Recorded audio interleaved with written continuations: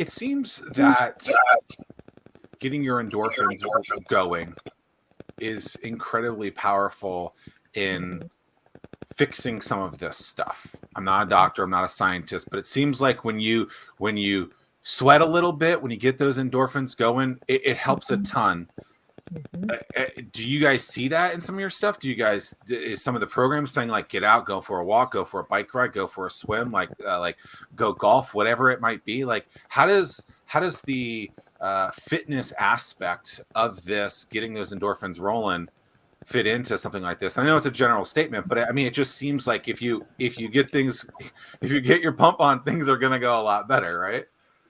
Absolutely. And, this is rooted in science in that when we're focusing on our physical and mental and emotional wellness, that we will have positive outlooks on everything, on life and on expectations on ourselves, and are able to perform at all levels even better.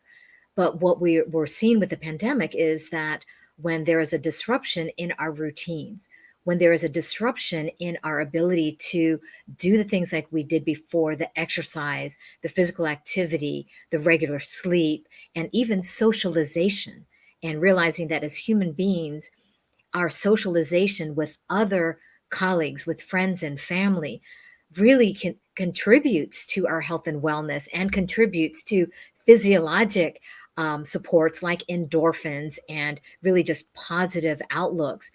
When we have the opposite, and we have strategies and circumstances that are pushing us away from those feelings or opportunities of independence, not being able to physically go out, or not being able to be in the presence of human beings, one-on-one, eyeball to eyeball, and to be able to read body language and to enjoy that interaction, it really has the counter productivity of causing us to go down, that hole of uncertainty, and that hole of not being well and not being as healthy as we can be physically, mentally, emotionally, socially.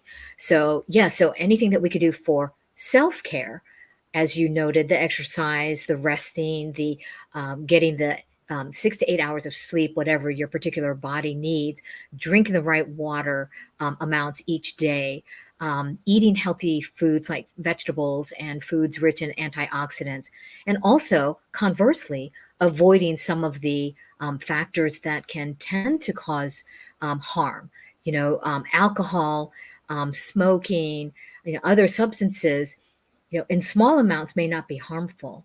Yet we all know that when someone is consuming those substances in higher and excessive amounts, that could definitely cause harm to the body, to the mind, and to social interactions.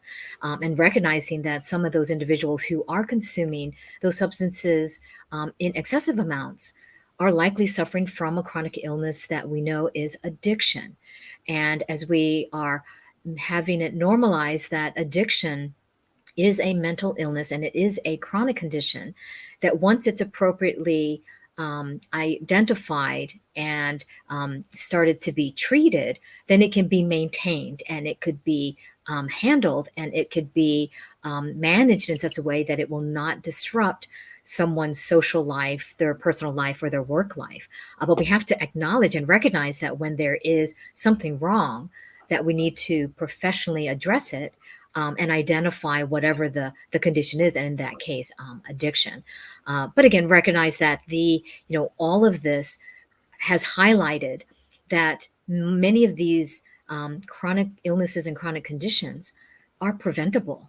And if we prevent them by looking at health and wellness and prevention and focusing on those strategies, then hopefully we can identify them early if there is a pathology or if there is something wrong. So, for example, if someone has an illness like asthma, oftentimes they will have it diagnosed early once it's appropriately identified, and certainly eliminated from other illnesses that might be causing shortness of breath or fatigue or chest pain. And once it's identified and treated, exacerbations can be prevented. and people can have a normal, active life full of, exercise and activity with the right, preventive measures, the right medication, and the right strategies to treat it early once it starts to get out of control. So there are so many opportunities to know how people of different ages can stay as healthy and well as possible, but also know that as we get older, naturally some of the conditions that are in our genes that we may have inherited from our family, um, conditions that could be exacerbated because of our personal activity and the personal choices that we make, whether it's physical activity, nutrition, substances that we use, etc. I mean, all of these can be factors that, if they're having positive influences and prevention, could allow us to live healthier lives and really live longer. Whereas some of the factors that could negatively impact our life could have adverse health impacts and cause premature deaths. So again, understanding and appreciating our individual roadmaps for health and wellness, and what is it that we can do to be as healthy and well at this stage in our lives, and what to expect as we get older. And that's where, primary care offices, doctors, nurses can be very helpful in, providing that information and education. Are you stuck at your home office, socially distanced coffee shop, or your fancy, all bricked out corner office, wondering why no one can see your business and sales are all over the place? Sounds like you need a pro. That's why I developed the Anomaly Academy. Insert clever copy here.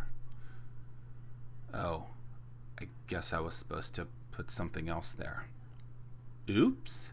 You can grab access to the Anomaly Academy now at zackmillersays.com/Anomaly Academy.